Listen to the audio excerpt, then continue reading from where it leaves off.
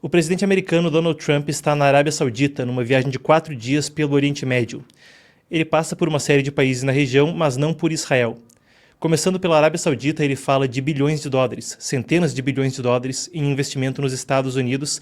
A gente vai entender mais a respeito do que isso significa e da posição dos Estados Unidos frente à China no Oriente Médio. Falando em China, a gente segue cobrindo nas nossas coberturas especiais de hoje a visita do presidente brasileiro Lula da Silva a Pequim. Houve o Fórum China-CELAC. Lula se encontrou pessoalmente com Xi Jinping, o secretário-geral do Partido Comunista. Tem muito para a gente discorrer aí. A gente vai falar também a respeito de novas informações sobre os acordos entre o Brasil e a China e preocupações de segurança nacional. A gente fala ainda sobre Polônia e Rússia. A Polônia fechou um consulado russo no país, depois que uma investigação atribuiu a autoria de um incêndio criminoso à Federação Russa. Isso e muito mais vindo adiante. A gente começa com o nosso giro de notícias, nossas manchetes do Brasil e do mundo. Fica já o convite para todo mundo para deixar curtida. Você que está assistindo agora, você que está assistindo depois, tudo isso ajuda o programa a alcançar mais pessoas. E a gente começa, se a gente citava a Polônia, por 6 cidadãos búlgaros sendo condenados no Reino Unido. Bulgária fica no leste da Europa. Tá aí o link que foi feito. 6 cidadãos búlgaros foram condenados no Reino Unido por espionagem em nome da Rússia. O líder do grupo, Orlan Rusev, pegou 10 anos e 8 meses de prisão. A gente começa com uma notícia que tem até um tom humorístico. Vocês veem ao meu lado, brinquedo dos Minions. Olha a imagem.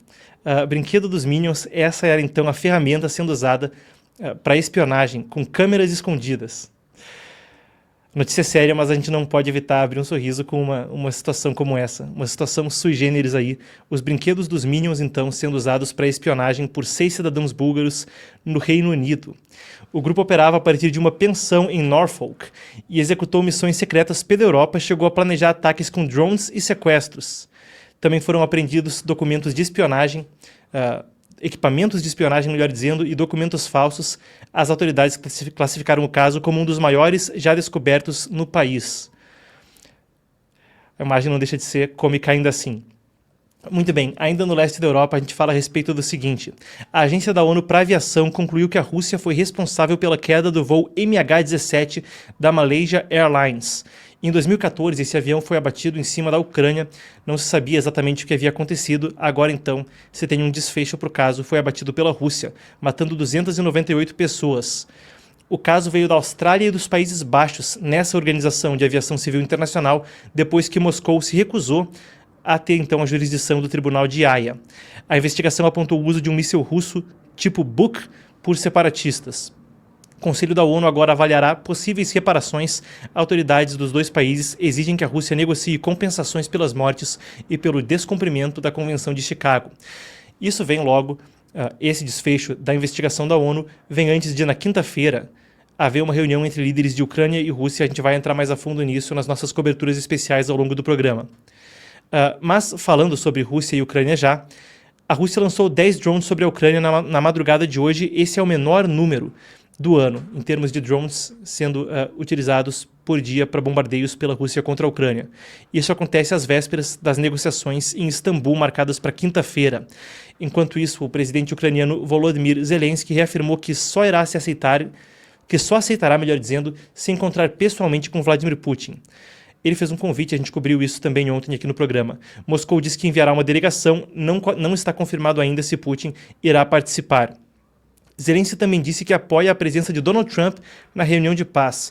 Trump, que chegou a citar a possibilidade de que compareceria, ainda não está nada certo quanto à presença do americano, mas imagina-se que com o capital político que ele teria que deslocar para isso, seria uma situação onde ou estaria presente Putin e Zelensky, ou que algum acordo viesse a sair de lá. Zelensky disse que espera um cessar-fogo total e incondicional e que todos na Ucrânia gostariam que Trump estivesse ajudando nesse cessar-fogo.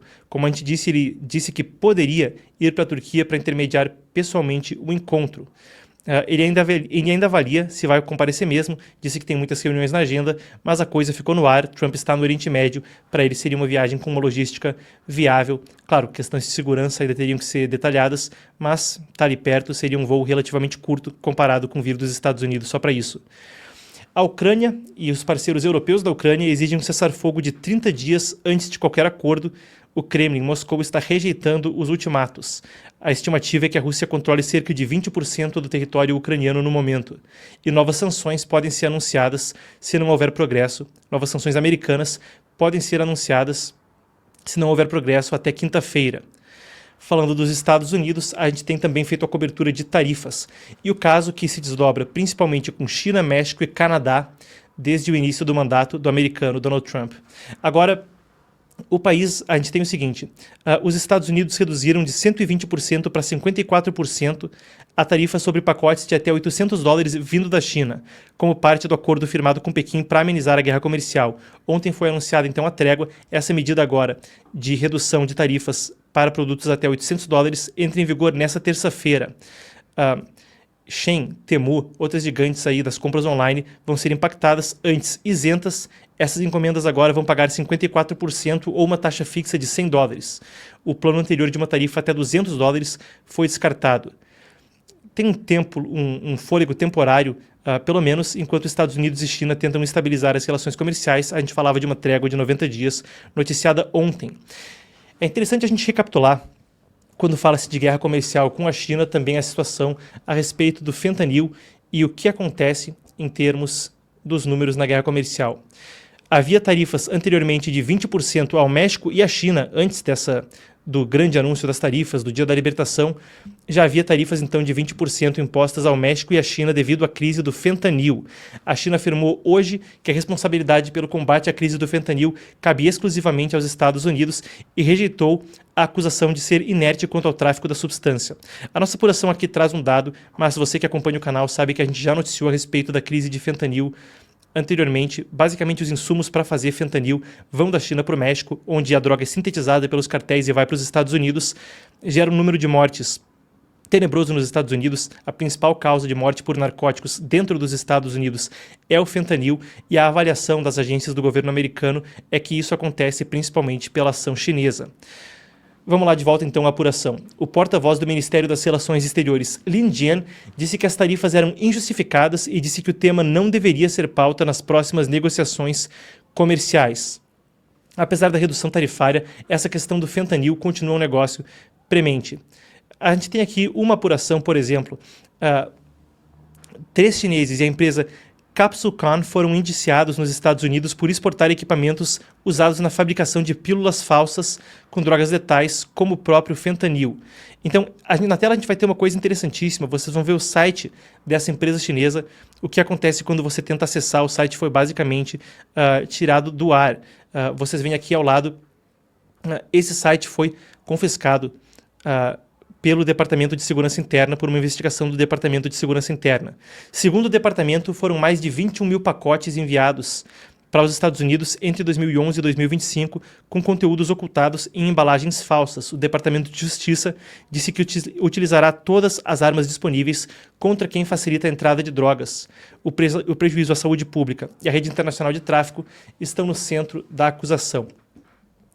Isso é mais um dos desdobramentos. A gente já cobriu anteriormente a questão de doutrina de guerra do Partido Comunista Chinês, os coronéis Qiao Liang e Wang Shangshui, que desde 1999 também têm disseminado nas Forças Armadas Chinesas estratégias como essa. E se a gente volta mais atrás e pega o ângulo histórico, pode-se falar até de Mao Tse-tung e o tráfico de ópio na origem do Partido Comunista Chinês.